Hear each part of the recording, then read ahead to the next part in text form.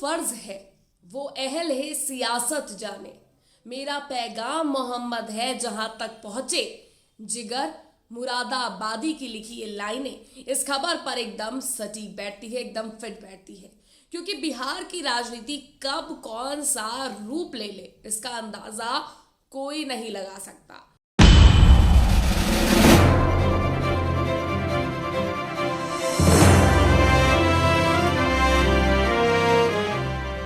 दोस्तों 18 मार्च 2023 को असदुद्दीन ओवैसी ने एक बात कही थी जो आज की सियासत पर बिल्कुल सच साबित हो गई है, जिसके बाद ओवैसी की भी जोरों से चर्चा होने लगी है। यानी कि ओवैसी ने जो बात कही थी वो अब सच्चाई की मूरत बन रही है। कहा तो ये भी जाने लगा है कि ओवैसी ही गेम चेंजर का काम बिहार में कर सकते हैं, जिसके बाद मोदी सरकार और नीतीश कुमार की दिलों की धड़कनें बढ़ी हुई हैं, जिसके बारे में आपको एक बात बताते हैं। लेकिन उससे पहले बिहार के ताजा हालात को जरा जान लीजिए। दरअसल बिहार के लिए कहा जाता है कि राजनेता ऐसे काम करते हैं कि दाएं हाथ से कुछ करे तो बाएं हाथ को पता भी नहीं चलता है। राजनेता कब दोस्त के दुश्मन बन जाए और कब दुश्मन के दोस्त, इसके कयास लगाना ही बेमानी है। हालांकि अब एक बार फिर बिहार की राजनीति में खेला हो सकता है।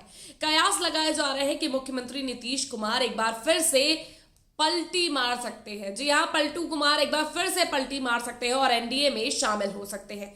हालांकि इसे लेकर अभी औपचारिक ऐलान होना बाकी है, लेकिन खबर है कि नीतीश कुमार महागठबंधन सरकार के मुख्यमंत्री पद से इस्तीफा देकर 28 जनवरी को एनडीए सरकार के मुख्यमंत्री के रूप में पद एवं गोपनीयता की शपथ ले सकते हैं।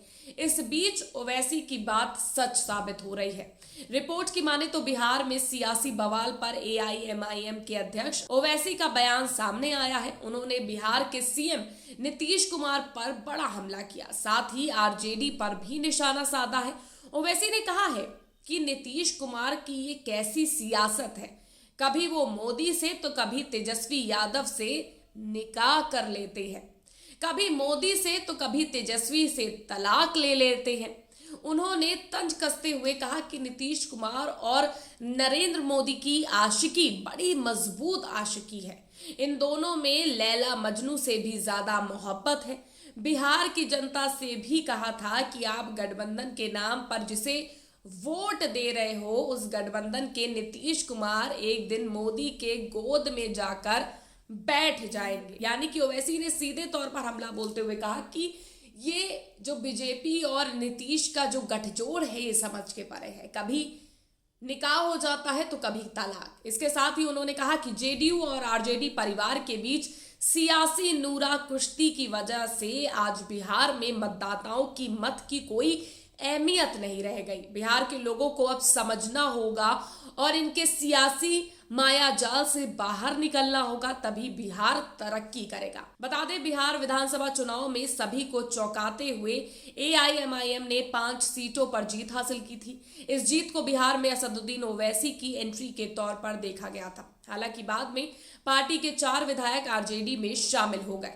तेजस्वी यादव ने उन्हें आरजेडी में शामिल करवा लिया। अभी पार्टी के पास सिर्फ एक विधायक अख्तर ईमान है, वो पार्टी के प्रदेश अध्यक्ष भी हैं। असदुद्दीन ओवैसी आरजेडी, जेडीयू और कांग्रेस पर अक्सर हमला बोलते रहते हैं और यही था कि एक बार फिर ओवैसी ने खुलकर सामने आकर नीतीश पर और बीजेपी पर हमला बोला। बिहार में आरजेडी सबसे बड़ी पार्टी है, जिसके पास 69 विधायक है। बीजेपी के पास 78, जेडीयू के पास 45, कांग्रेस के पास 19, माले के पास 12, हम के पास 4, सीपीआई के पास 2, सीपीएम के पास 2 और एक निर्दलीय विधायक है। अब बिहार में नंबर गेम को लेकर विधायकों की जोड़ तोड़ की कोशिशें भी शुरू हो गई हैं। नीतीश के बिना सरकार बनाने के लिए महागठबंधन को 8 विधायकों के समर्थन की जरूरत है और लालू प्रसाद यादव एक्टिव हो गए हैं। नीतीश कुमार या तेजस्वी यादव, किसकी सियासी गोटी फिट होगी, कौन सियासी रोटियां सेक पाएगा इस बार के चुनाव में, इस पर सबकी निगाहें टिकी हुई हैं, सबकी नजरें टिकी हुई हैं। अब आगे क्या होता है ये देखने वाली बात होगी, लेकिन जो भी कुछ होगा आप तक लेकर हम जरूर पहुंचेंगे। आप निश्चिंत होकर अपने घरों पर आराम से हमारे चैनल को बैठकर देखिए, नहीं अभी तक सब्सक्राइब किया है तो कर लीजिए, ताकि हर एक अपडेट आप तक जल्दी पहुंच सके। और आपको कौन क्या लगता है, कौन सत्ता संभाल पाएगा आपके अनुसार, कौन फिट बैठता है, कमेंट करके जरूर बताइएगा। वीडियो लाइक और शेयर करना मत भूलिएगा।